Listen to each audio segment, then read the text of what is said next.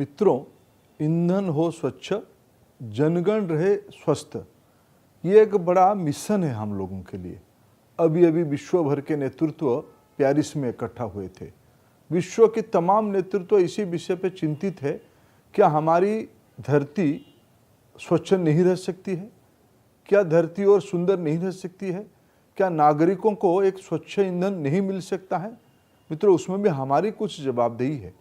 हमारे माननीय प्रधानमंत्री वहाँ वादा करके आए हैं कि 2005 से अगर एक बेसलाइन माना जाए, 2030 को एक बेसलाइन माना जाए, इन दिनों में इतने सालों के अंदर भारत 30 से 35% तक कार्बन फुटप्रिंट को घटाएगी। मित्रों, हमारे विभाग भी इसमें बढ़ चढ़ के एक भूमिका निभाने वाला है। मैं 2-3 सामान्य तथ्य आपके सामने रखना चाहता हूं। अभी अभी एक विश्व स्तर की समीक्षा आई है, लगभग 15 लाख महिला हर एक साल दुनिया में जान गंवा रहे हैं घरेलू प्रदूषण के कारण। उसमें 1/3 हिस्सा भारत में ही है, यानी 5 लाख महिला हर एक साल भारत में ही अपने प्राण त्याग कर रहे हैं घरेलू ईंधन की प्रदूषण के कारण। इसलिए हमने सोचा है, क्या हम एक स्वच्छ ईंधन ना पहुंचाए घर घर तक? प्रदूषण के कारण सिर्फ महिलाओं की नहीं, बच्चों को भी एनीमिया हो रहा है, उनकी हाइट घट रही है, अनेकों स्वास्थ्य की बीमारियां भी, स्वास्थ्य की दिक्कत भी सामने आ रहा है। कई करोड़ों रुपया हम लोगों को खर्चा करना पड़ रहा है स्वास्थ्य सेवा पे। इसीलिए कई प्रकार की मुहिम शुरू हो गई है। कर्नाटक में स्मोकलेस विलेज की, प्रदूषण मुक्त विलेज की गांव की कल्पना चल पड़ी है। अनेकों गांव एक जन आंदोलन के रूप में उसमें जोड़ रहे हैं। मध्य प्रदेश के अंदर वहां की व्यवस्था सोच रही है कि हम अपने पूरे शहर को एक स्मोकलेस सिटी ना बना पाए। अभी स्मार्ट सिटी की कल्पनाएं चल रही हैं। स्मार्ट सिटी में प्रारंभिक अवस्था में हम कितना ही योजना बना पाए जिसमें घरेलू जो ईंधन है, माता बहनें जिसमें ज़्यादा संपर्क रखते हैं, इसको हम अगर स्मार्ट ग्रिड उसके लिए बना पाए।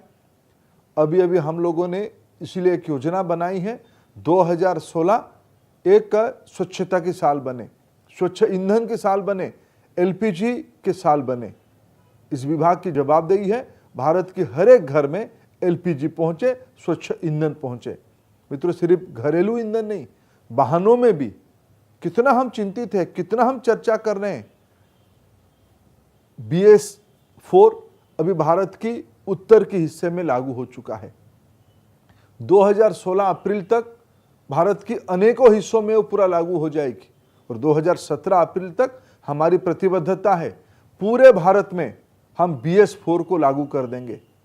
और हमने ये भी एक ऐतिहासिक निर्णय किया है कि 2020 में जब हम नया ईंधन लेके आएंगे, BS5 की बदले BS6 ही सीधा लेके आएंगे। उसकी जो व्यवस्था हमारी रिफाइनरी सेक्टर उसके लिए पूरा तैयारी खुद को कर रहा है। उसके लिए जो निवेश की आवश्यकता होगा, हम भारत की सामान्य जन को ट्रांसपोर्ट सेक्टर में स्वच्छ ईंधन मिले, पॉल्यूशन फ्री ईंधन मिले, उसके लिए हम प्रतिबद्ध हैं, उसके लिए हम कटिबद्ध हैं। मित्रों, भारत के किसानों की उपज को अगर हम एक ईंधन में परिवर्तित करें, जो एग्रीकल्चरल वेस्ट है, जो बायोमास है, उसको भी हम एथेनॉल और बायोडीजल की कारोबार बढ़ाएं। ऑयल मार्केटिंग कंपनियों को आज सरकार ने एक जिम्मेवारी दी है और मैं आपको एक शहर से सूचना दूंगा। इस बार की जो गन्ना से एथेनॉल हम लोग लेते थे, कई सालों से जब अटल जी थे तब उन्होंने कहा था कि 5% हम लोगों को लेना चाहिए, पेट्रोल में ब्लेंडिंग करनी चाहिए, लेकिन हो नहीं पाता था।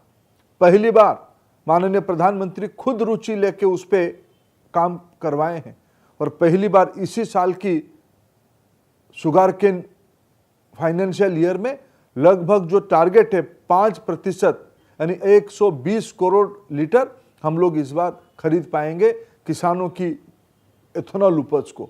बायोडीजल की भी ऐसे ही हमने कल्पना किया है। मित्रों, हम लोगों की प्रतिबद्धता है कि हम स्वच्छ ईंधन भारत के घर घर तक पहुंचाए। मैं और एक निवेदन आप लोगों को करना चाहूंगा।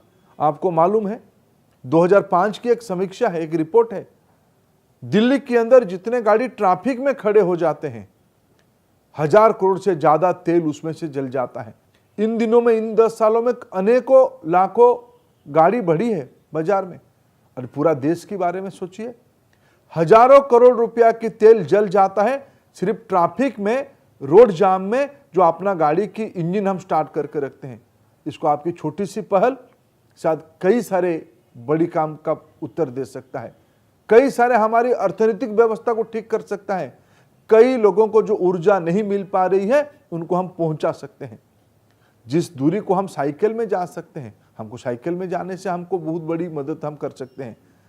हम अगर मास ट्रांसपोर्ट को, सार्वजनिक परिवहन को जोर देते हैं, हाँ, हमको उसमें कई सुधार भी करना पड़ेगा। हम उसमें लगे हैं, राज्य सरकार उसमें लगे हैं, केंद्र सरकार भी उसमें भूमिका निभा रहा है, लेकिन यह भी एक प्राथमिकता का विषय है। मित्रों, इंजन की मेंटेनेंस भी हम ठीक समय पे कर ले, ये भी हम लोगों के लिए बहुत बड़ा दायित्व हम लोगों के ऊपर है। मित्रों, आइए आने वाले 2016 को हम पर्यावरण की साल बनाएं। जो प्रधानमंत्री जी ने वचन दिया है पेरिस के अंदर, उसको पालन करने के लिए, उसको पूरा करने के लिए हम लोग नागरिक के नाते अपना जवाबदेही निभाए।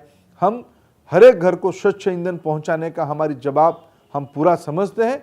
हम अपने रिसोर्स को, हमारी ऊर्जा को संरक्षण करने की जवाबदेही भी समझे। यही मेरा निवेदन है। बहुत बहुत धन्यवाद।